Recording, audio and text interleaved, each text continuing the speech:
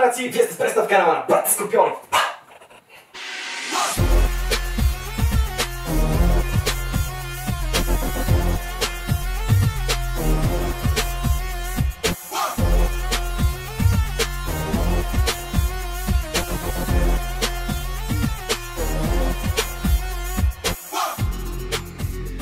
Този кинен ще се бие Justin Gage с Dustin Poirier. Това ще е една от най-мощните битки за тази година, пичове. Едно от нещата, които постоянно забравям за тази битка, е, че тя ще бъде за BMF белта. Това са двама от пичовете в Lightweight дивизията, които просто винаги предоставят уникални битки. Justin Gage е един от моите любими файтери като цяло. Dustin Poirier е изключително добър и на двамата като цяло битките им са уникални маняци.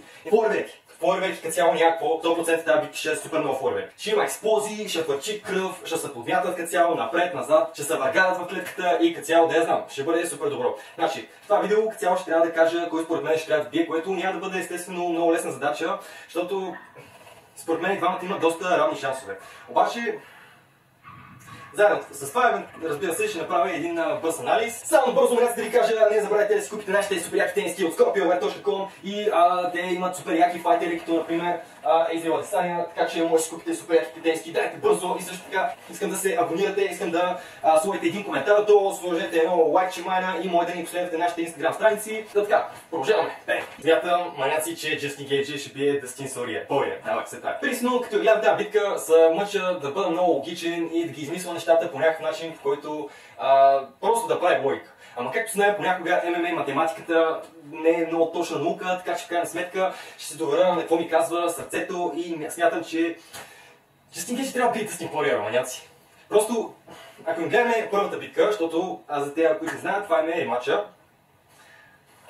Ако направим един бърз анализ, Dustin Poirier е почти същия файтер като цяло. Да знам, стила му е много подобен на стила му, който в момента той използва, докато ако гледаме стила на Justin Gage, когато той се бие с Dustin Poirier, няма почти абсолютно никаква прилика като цяло. Той тогава, за него сякаш това да забавлява публиката беше номер едно за него. Точно тази битка. Имам чувство, че точно тази битка промени Justin Gage и той след нея се опитваше повече да печели битките си, отколкото забавлява публиката. Защото какво се случваше тогава? Justin Gage беше дошъл от някаква друга федерация като цяло, беше май undefeated, мисля, че нямаше загуба тогава. И какво се случва? Първо му бяха дали Майкъл Джонсън. Това беше изключително размазваща битка. Даже, да знам, имам чувство, че в края на първия рунд те двамата вече бяха капнали, просто защото беше толкова high-paced battle майна. В крайна сметка, нямаше как да не се стигне до финиш в битката на Justin Gage и Майкъл Джонсън. Gage би, окей. След това той се би с Еди Алварес. И според мен Justin Gage пръскаше Еди Алварес до последните няколко минути на последния рунд. Изключително стабилна битка. Justin Gage беше размазал Еди Алварес, накрая лицето му беше подуто майна, беше толкова грозен.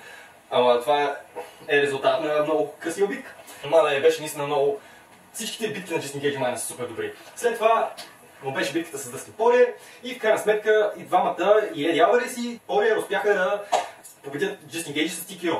И това нещо беше просто защото той твърде много се забавляваше в тази клетка и гледаше да се забавлява себе си, гледаше да забавлява тълпата и да победи и да спечели. Битките му беше приоритет.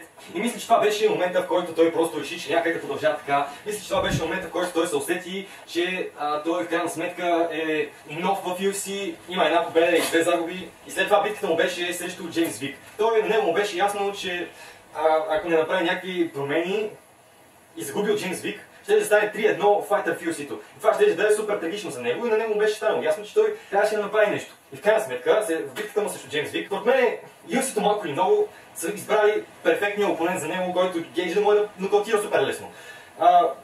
Обаче може да го видим, че той беше супер много прибран, супер умерен, изчакаше си моментите и метна лесняшката и го приспа супер бързо. Много хубаво за него и оттам нататък виждаме някакви битки като Едсън Барбоза. Много хубаво го изчака. Никой не нокаутира Едсън Барбоза така. Барбоза е супер добър страйкър майна. Значи, серия от хайлайти. Единственият начин, по който съм виждал Барбоза да сгуби супер брутално, това е било от някакви граплари, като Хабиб, като Сега наскоро в Featherweight дивизията Брайс Мичел беше направил същото нещо, ама горе-долу така губи Барбоза. Никой не му калтира Барбоза като чист Гейджи Майна. Както и да е, супер хубав геймплан, който Тревър Уитман, неговият треньор на Комар Усман, беше подготвил за Джастин Гейджи. В крайна сметка, Барбоза, той какво направи май на Тони Фъргюсън? Той му свърши кариерата на Тони Фъргюсън, който между другото ще бие на същата карта. Размаза го толкова брутално, брат. След като беше свършила тази битка, сигурно имаше някъде към 30 секунди, където просто седях и така и гледах в нищото, брат. Беше малко тъпичко. Ама, може би ако им сравним малко битката с Майкъл Чендлър, да кажем, Гейджи им беше под контрол в цялата битка. Да, в началото може би беше заклатен за малко, тъй като Чендлър е супер агресивен в началото майна. Чендлър, знаем, че винаги скача с всичко, което може и въобще не се бива умно. Обаче това е много хубав тест на скила за двамата опонента и за Пориер и за Гейджи. Джастин имаше много хубав геймплан. Значи той беше супер техничен, тотално владеше цялата битка от началото до края. Докато Пориер, първия рунд, просто Чендлър си го беше притиснал до клетката и си му вкарваше някакви стабилни серийки. И накрая, да, верно, той малко го бърна, обаче естествено знаем, че Майкъл Чендлър няма най-високото IQ, така че той... Чендлър, между другото, се бие много подобно на Джастин Гейджи преди Дъстин Пориер. Джастин Гейджи се биеше точно като него. Само дето той направи промените и в крайна сметка в момента той ще се бие за BMF титлата, обаче според мен по-важното нещо е, че това ще е една World Contender Fight, защото макар че потребват нови и свежи опоненти, а пък той не се е бил нито с Гейджи, нито с Пориер. Като цяло имаме си традиция, където в Lightweight дивизията майна, ако си Хабиб, ако си Оливера, ако си Ислам, ако си някакъв шампион като цяло, ти трябва да минеш майна през Пориер, през Гейджи, задължително майна. Сега, какво те си говорим? Да, окей майна. Дъстин Пориер има супер много опит майна. Като цяло имам чувство, че може да изсипеш 20 тухли върху него, един чувал с картофи, може да го пуснеш от третия етаж майна на сградата. Пича, Пориер просто дори в такъв случай ще остане в съзнание, ще знае какво да направи и някакси ще завърти така нещата, че да остане в битката. Много е трудно да го изкараш от нея. Също така смятам, че граплинга на Дъстин Пориер ще бъде доста голяма част от неговия план. Знаем, че с Джастин Гейджи граплинга е малка дупка в неговата борба, но от друга страна пък той до битката му с Хабиб имаше 100% takedown defense или нещо такова. Имаше 100% takedown defense, имаше 0% време on the bottom, с който не разбира, отдолу.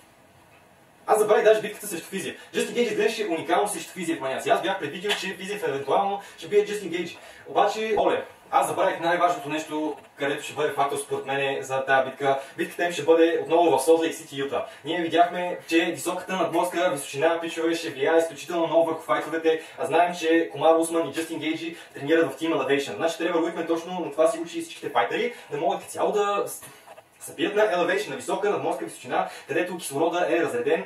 И видяхме, давам тази карта за пример, защото е супер очевидно и е много хубаво лесно да се разбере, който помни Комар Усман срещу Леон Едвардс 2. Това не беше първата битка за титлата, когато Леон Едвардс успя с един стабилен ритник да нокаутира Комар Усман и да му изгаси светлините. Тогава Комар Усман доминираше всичките 5 рунда майна и той беше единственият файтър на цялата карта, който не се измори. Значи Леон Едвардс се измори. Преди това се биеха Люк Рокхолд срещу Пауло Коста и двамата се измориха супер бързо. Мораб Дебелашвили, където има супер стабилен газ танк. Той като цяло успя да победи Джоз Ялдо, ама пича като цяло не правеше нищо. Значи видяхме какво може да направи срещу Питър Ян, Мораб Дебелашвили. Той гнусен гном, където не мога да търпа. Гаден кък. Става. Джоз Ялдо също не успя да направи нищо срещу него. Битката им беше супер лаклъстър. Нищо не се случи. Не разбира. Всичките файтери на цялата карта като цяло издъхнаха супер бързо. Ако трябва да се биеш на така висока надморска височина, газ танк ти определено ще бъде супер компрометиран. Значи, също така на същата карта ще се бият и Ян Блахович срещу Алекс Перейра. Значи чухме, че Ян Блахович като цяло евентуално е пристигнал 2 седмици там и даже не знам дали това е достатъчно. Имам чувство, че няма да им е достатъчно това нещо да се климатизират. Обаче Джастин Гейджи тренира Team Elevation. Те точно това тренират майна, да тренират на висока надморска височина, където ще могат да издържат на подобни условия. И в такъв случай смятам, че това нещо ще ефектира файта супер драстично. Значи смятам, че много ще бъдат важни моментум свинговете като цяло.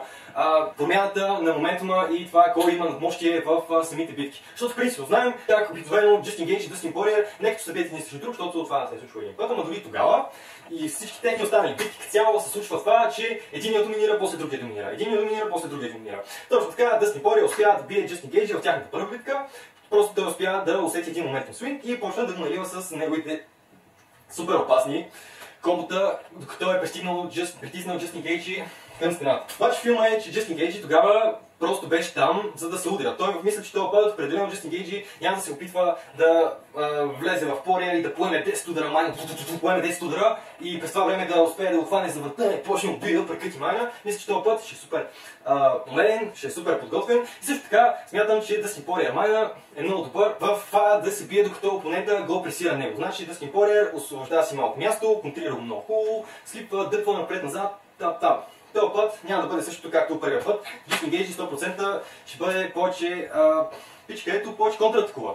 Само граблинга според мен е опасен и мисля, че Дъстин Пориер ще може да успее да събмитне Джастин Гейджи с някаква гадна гилотина. Малко не мога да си следя мисълта и само се разсейвам, обаче, както казах, смятам, говорих за файта на Джастин Гейджи срещу Рафаел Физия. Тогава той опита тейкдауни, маняци, той опита тейкдауни. Значи Джастин Гейджи вече направи тейкдауни и честно казано ще е супер яко, ако успее да тейкдауни Дъстин Пориер, ама ще е супер тъпо, ако Пориер му направи гилотината и го души.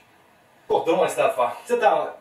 Пичове, мисля, че цяло бях ясен. Това е всичко от мен. Цяло може да се абонирате, както ви казах, да коментирате, да харесате, да кажете на някой друг авер. Цяло, какво мислите, че се случи, ако сте съгласни с мен, ако не сте съгласни, да... Това е всичко.